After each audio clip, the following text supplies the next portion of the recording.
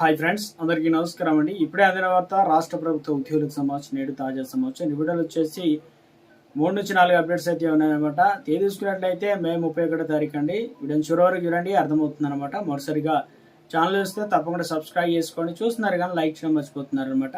So వెంటనే like చేయండి. ఇక వీడియోలోకి అయితే వెళ్ళిపోదామండి.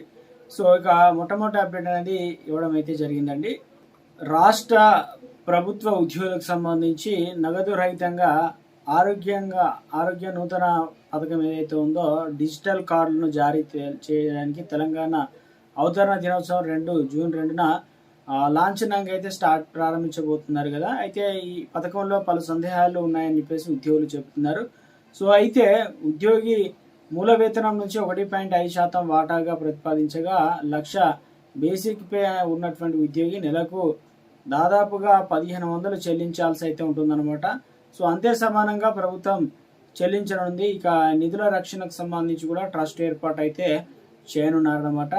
అయితే ఇంత పెద్ద మొత్తంలో నిధులతో ఇక ప్రైవేటులో బీమా కార్డులు అంటే కార్పొరేట్ ఆసుపత్రిలో రెడ్ కార్పొరేట్ వేసి నాణ్యమైన వైద్యం అందజేస్తుందని ఉద్యోగులు అయితే అంటున్నారు.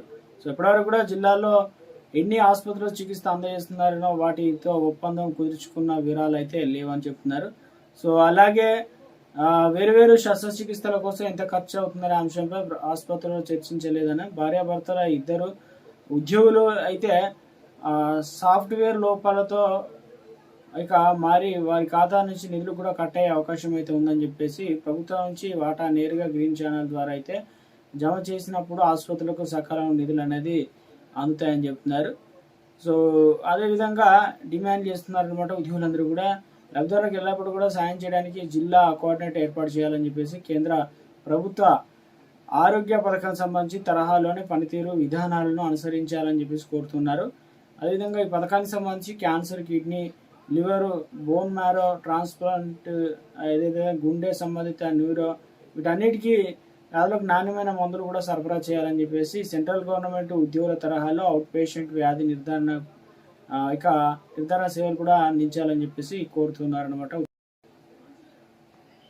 మరో అప్డేట్ అయితే ఇచ్చారండి. కార్మికులకు కనీస వేతనాలు కూడా అమలు విషయంలో కర్ణాటక మోడల్లో అనుసరించాలని చెప్పేసి INTUC ప్రధాన కార్యదర్శి జయవజాని భిక్షపతి కార్మిక శాఖకు సూచించడం జరిగిందనమాట. సో ఇక అదేవిధంగా శనివారం రాష్ట్ర కార్మిక శాఖ మంత్రి జి వివేక్, కార్మిక శాఖ కార్యదర్శులు హరి చందన్కు కర్ణాటక ప్రభుత్వం అమలు చేస్తున్న కార్మికుల కనీస వేతనాల్లో సవరణ వివరాలతో పాటు రాష్ట్ర కార్మిక శాఖ అధికారుల పొంతలేని లెక్కలు వేతనాలు తక్కువ చేసిన తీరును రాతపూర్వకంగా వివరించారు.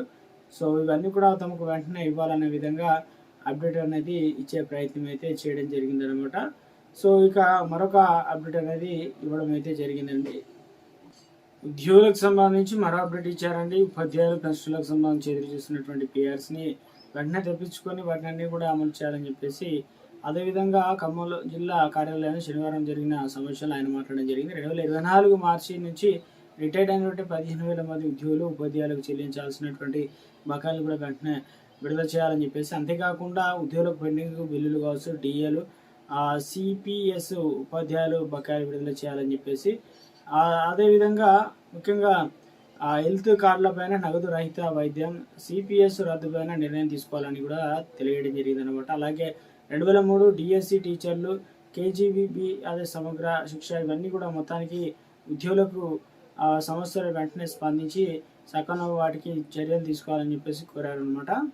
తెలంగాణ రాష్ట్రంలో ఎంప్లాయీకి సంబంధించి ఒక అప్డేట్ అనేది ఇవ్వడం జరిగిందండి. ఉద్యోగులకు సంబంధించి ముఖ్యంగా తెలంగాణలో ప్రభుత్వం ఉద్యోగులకు పెన్షనర్లకు ఆరోగ్య భద్రత ప్రతిష్టాత్మకంగా తీసుకురన్నారు కాబట్టి ఇక ఉద్యోగులకు సంబంధించి ఆరోగ్య పథకం ఏదైతే EHS అమలుపైన ముఖ్యమంత్రి రేవంత్ రెడ్డి రేపు మనకు రాష్ట్ర వ్యాప్తంగా సోమవారం అధికారులతో ఉన్నత స్థాయి సమావేశం అయితే నిర్వహించనున్నట్లుగా ఒక అప్డేట్ అనేది ఇవ్వడం జరిగిందనమాట. ఇందులో వచ్చేసి ఎంప్లాయీస్ హెల్త్ కేర్ ట్రస్ట్ ద్వారా పథకాన్ని అమలు చేయడానికి పూర్తి స్థాయిలో అందుబాటులోకి తీసుకురానున్నట్లు ట్రస్ట్లో ఉద్యోగుల సంఘాలు నుంచి 6 పెన్షన్ల నుంచి 2 ప్రతినిధుల సభ్యులుగా వ్యవహరిస్తుండగా ఒక రాష్ట్ర ప్రభుత్వ ఉద్యోగిని దీనికి CEOగా నియమించనున్నారు. ఈ కమిటీకి సంబంధించి అధికారికంగా ప్రకటన రేపు వచ్చే అవకాశాలు అయితే ఉంది. పథకం విజయవంతంగా అమలు చేసేందుకు వీలుగా అవసరమైన వివరాల సేకరణ కూడా ప్రక్రియ ఇప్పటికే ప్రారంభమైందనమాట. ఇక ప్రభుత్వ ఉద్యోగులు, పెన్షన్లు, వారి కుటుంబ సభ్యుల పూర్తి సమాచారాన్ని సేకరించి మేము 31లోగా ఆన్లైన్లో అప్లోడ్ చేయాలని చెప్పేసి ఆర్థిక శాఖకు ఇప్పటికే